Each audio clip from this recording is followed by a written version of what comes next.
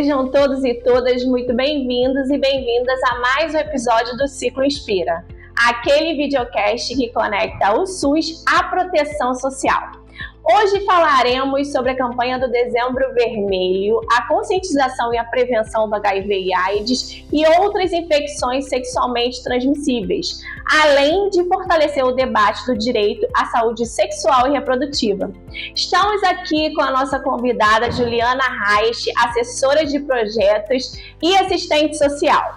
Juliana, por favor, sua saudação inicial. Olá, pessoal, é um prazer estar aqui, fiquei muito feliz com esse convite. Então vamos começar a nossa conversa de hoje sobre o Dezembro Vermelho, a campanha do Dezembro Vermelho.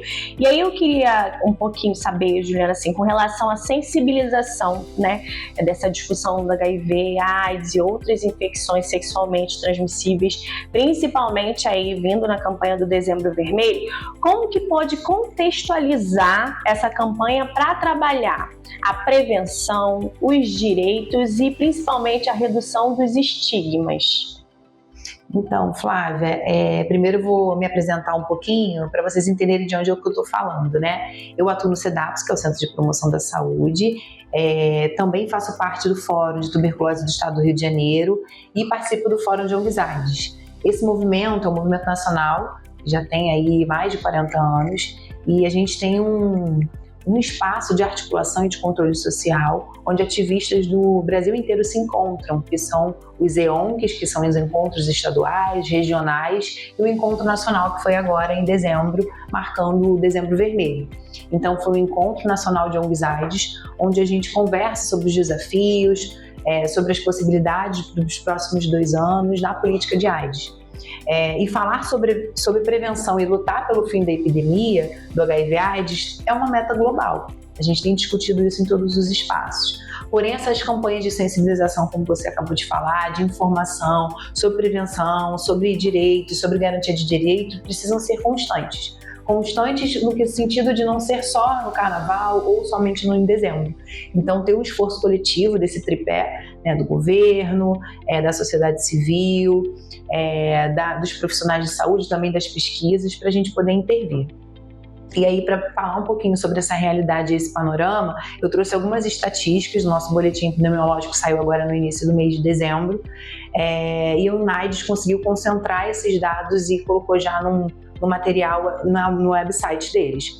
Então, 88,4 milhões de pessoas foram infectadas pelo HIV desde o início da epidemia.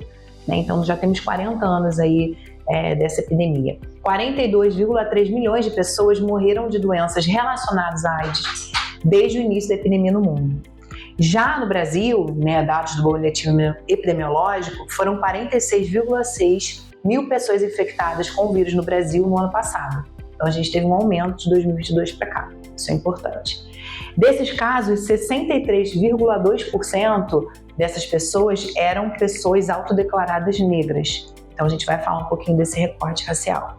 E 53,6% homens que fazem sexo com outros homens.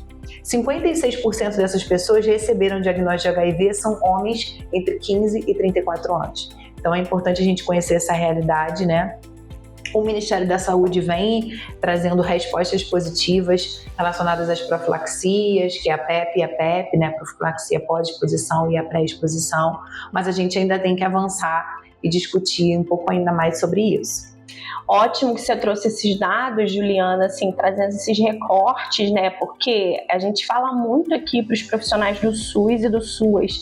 E aí, dentro de todos esses dados que você trouxe, acho que é importante a gente falar um pouquinho de estratégias para fortalecer a integração dos profissionais do SUS, do SUAS e as redes comunitárias, principalmente nesses locais mais vulnerabilizados, para ampliar o acesso ao uso de tecnologias de prevenção como o PrEP e o PEP. Você pode falar um pouquinho para a gente? Então, nacionalmente a gente está discutindo num espaço que o Programa Brasil Saudável, é Unir para Cuidar.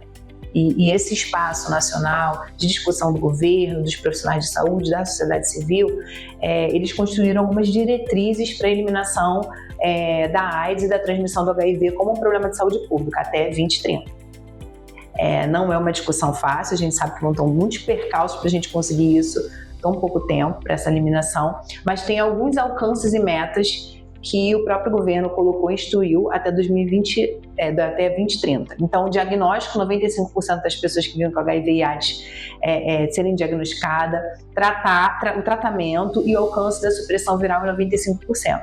São 3 metas importantes e o próprio movimento de AIDS tem feito uma crítica, né, e uma reflexão sobre essas metas. Se são viáveis ou não, né? Será que realmente testar e tratar é a resposta? Será que o medicamento é a resposta? Né? A gente tem um grande desafio, que é a questão do acesso à informação, e para a gente pensar na informação e para a gente pensar nessa pessoa, ou nessa pessoa vivendo com HIV, ou na pessoa, no jovem, né? E nessas pessoas que estão ali em extrema vulnerabilidade social, a gente precisa falar das condições de vida. E aí a gente precisa falar dos determinantes sociais de saúde. Então, as condições de vida e de trabalho dos indivíduos estão relacionadas à saúde. Então, são os fatores culturais, são os fatores econômicos, étnicos, raciais, psicológicos, comportamentais influenciam nessa saúde.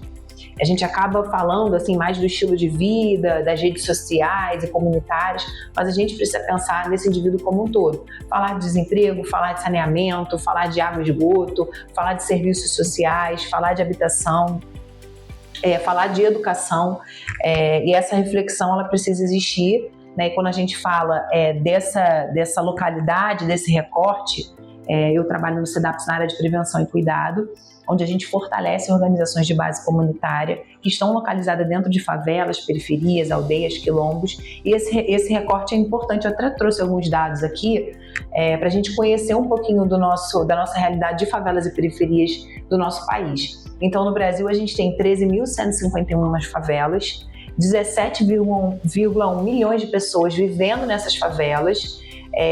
Esse grupo, somando, representaria o 4º estado mais populoso do país. 67% desses moradores são negros e 21% são lares formados por mãe solo. Entre essas pessoas que moram em favelas, 68% não tiveram dinheiro para comprar comida ao menos um dia nas 2 semanas anteriores à pesquisa, com a pesquisa do Data Favela. Então, quando a gente fala de HIV ou de alguma co-infecção como tuberculose, a gente precisa falar desses determinantes. A questão da fome é um ponto, né, fundamental. Como eu vou pensar na adesão? Como que eu vou pensar no meu tratamento se eu não tenho o que comer?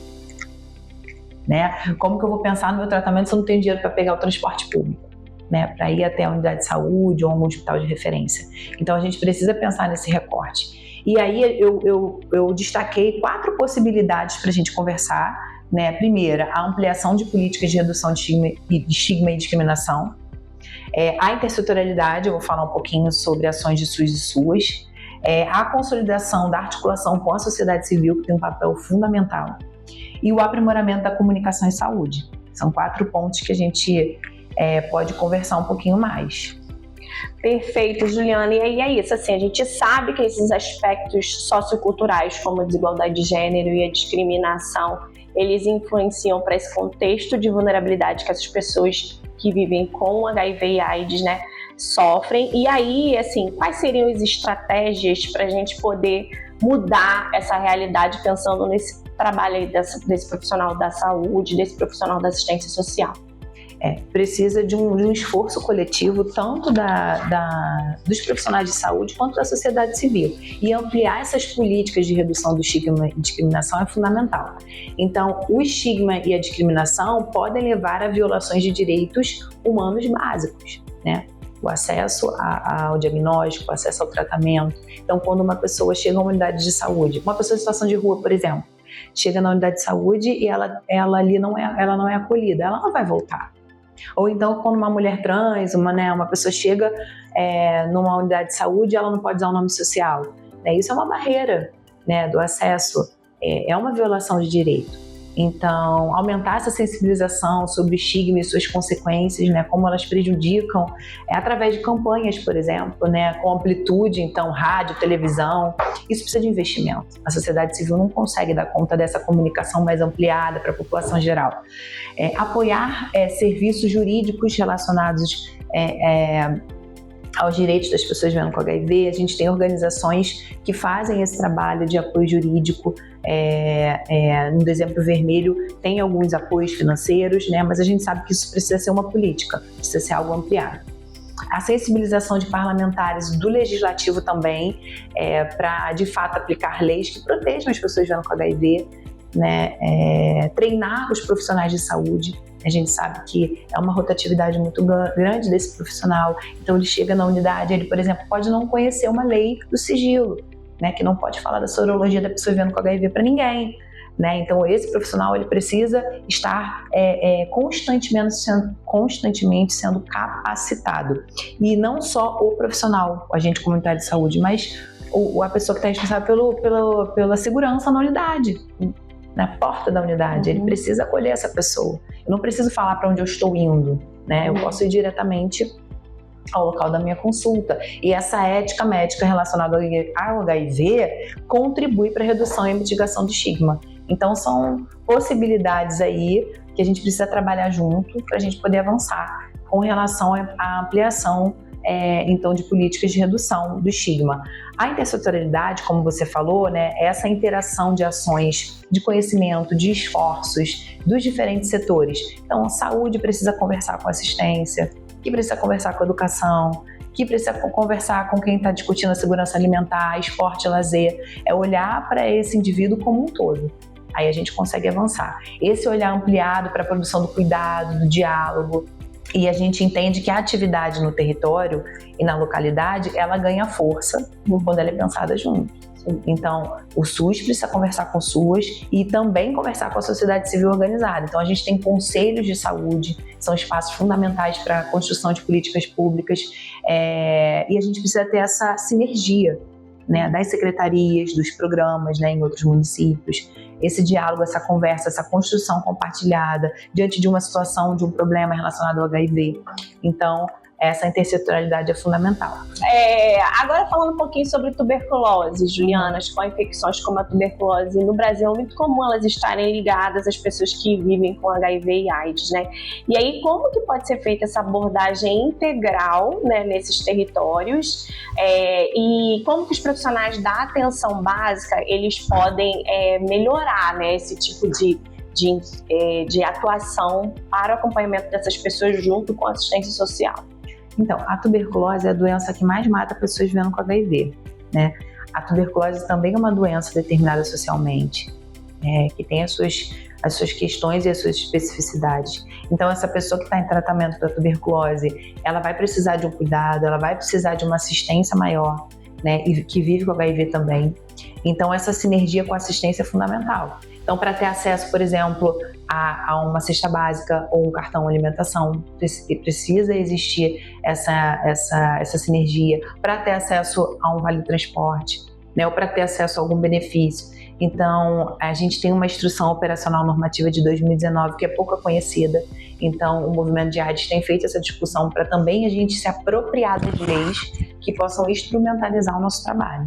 Então, essa instrução normativa é de 26 de setembro de 2019 e ela orienta acerca da atuação do SUS e do SUS. Então, de que forma que a gente pode trabalhar junto, né? E a gente já vê um desafio em organizar, por exemplo, uma agenda dessas secretarias para um diálogo, né? Então, pensar em planos de trabalho, pensar em reuniões ampliadas, pensar em envolver a sociedade civil também para essa discussão, são possibilidades. A tuberculose é um problema também de saúde pública importante. A gente sabe que a gente vai precisar avançar muito, porque ainda também tem muito estigma e preconceito relacionado à tuberculose, né? A falta de informação influencia também no próprio cuidado, né? E na interrupção também desse tratamento. Então a gente precisa caminhar ainda com relação à co-infecção e a gente tem possibilidades e leis que garantem essa operação conjunta. Perfeito. Agora, com relação às redes de cuidado, o fortalecimento dessas redes locais de cuidado para o enfrentamento ao estigma, principalmente, pode melhorar a adesão ao tratamento dessas pessoas e também a qualidade de vida, né? Vai melhorar a qualidade de vida, mas quais são as condições dela melhorar essa adesão ao tratamento dessas pessoas? Então, envolver as redes locais, né, e a comunidade. A sociedade civil organizada, ela tem uma capilaridade nos territórios. Então, a unidade de saúde tem ali o seu agente comunitário de saúde ou o seu profissional que atua no território. E ele precisa ter uma conexão com a comunidade. Essa conexão pode ser uma referência, uma liderança comunitária. Essa liderança, por vezes, ela conhece os desafios do território, ela conhece as potencialidades, de repente ela conhece uma pessoa que interrompeu o tratamento e tendo essa conexão com o serviço, a gente consegue caminhar. Essa liderança, ela tem um trabalho também de advocacy, de controle social, porque ela é uma conselheira de saúde, então ela pode conversar, dialogar e pensar num plano de ação, por exemplo, compartilhado com a unidade. Então, aprimorar essa relação entre a comunidade é fundamental. Um outro ponto importante, a gente precisa também caminhar com essa comunicação em saúde. A gente tem hoje muitas campanhas no Ministério da Saúde e nos estados e municípios, mas com uma linguagem muito formal. Então a gente precisa de uma linguagem simplificada, uma linguagem popular, para que essa liderança comunitária também multiplique a informação no seu território e a gente possa ganhar força, já que a gente falou no início que o acesso à informação é um desafio. Lideranças comunitárias, então, realizam ações com grande capilaridade no território, criam espaços de confiança. Por vezes esse morador foi até a unidade de saúde e de repente viveu uma situação de violação de direito. Então essa liderança, ela tem um espaço de confiança, ela tem um reconhecimento do território. Por vezes ela convida esse morador, não, vamos lá, eu vou com você na sua unidade, vamos lá, vamos tentar fazer essa testagem, vamos marcar o preventivo, ou enfim, vamos pegar um insumo de prevenção. Então, o fortalecimento dessa rede é fundamental para combater o estigma, para contribuir para a adesão ao tratamento e a qualidade de vida dessas pessoas. E também utilizam estratégias dentro dos territórios. Então, as associações de mulheres, grupos de adolescentes, grupos de jovens, realizam ações fora da unidade de saúde. Então, a gente pode falar de saúde, falar de prevenção das infecções sexualmente transmissíveis do HIV/AIDS fora da sala de espera, fora da unidade de saúde, numa praça, numa igreja, numa casa de axé, num terreiro, né? Então, falar de prevenção, falar de cuidado fora dessa comunidade, para envolver de fato a pessoa que às vezes não consegue ir no horário que o serviço está aberto. Então, eu preciso conversar com esse território, né? Eu vou realizar uma ação de Dezembro Vermelho sem conversar com a comunidade, só que de fato às vezes ela funciona mais no sábado ou no domingo. Né? Então a gente tem esse exemplo de fato que isso acontece nos territórios. Se eu consigo planejar uma ação com a comunidade, eu tenho boas respostas, né? Então, acho que é isso. Juliana, muito obrigada pelo compartilhamento do seu conhecimento e das suas experiências, assim como as reflexões valiosas que você trouxe para o nosso episódio de hoje. Vou pedir para você deixar uma mensagem para os profissionais do SUS e do SUS que nos acompanharam. Flávia, eu que agradeço pelo convite. A minha mensagem para os profissionais do Sistema Único de Saúde e do Sistema Único de Assistência Social é que vocês são fundamentais para a gente pensar na mitigação do estigma e do preconceito, para a diminuição dos casos de HIV, pensar então na saúde integral e na qualidade de vida das pessoas que vivem com HIV e da população geral. Então, conheça o seu território, conheça a liderança que realiza ações de prevenção, de cuidado nas favelas, nas periferias, nas aldeias, nos quilombos, nos espaços populares. Conheça os profissionais de outros setores que estão desenvolvendo e trabalhando, tanto na educação, tanto no meio ambiente, saneamento básico. A gente precisa dessa interlocução, a gente precisa dessa sinergia e dessa construção compartilhada. Esse é o meu recado que eu deixo aqui para vocês nesse Dezembro Vermelho. Quais são os caminhos para os direitos sexuais mais inclusivos? É um vídeo que está disponível no canal do CEDAPS no YouTube, com um complemento muito interessante sobre o que discutimos aqui. O link está disponível na descrição do vídeo. Muito obrigada a vocês que nos acompanharam. Tchau, tchau!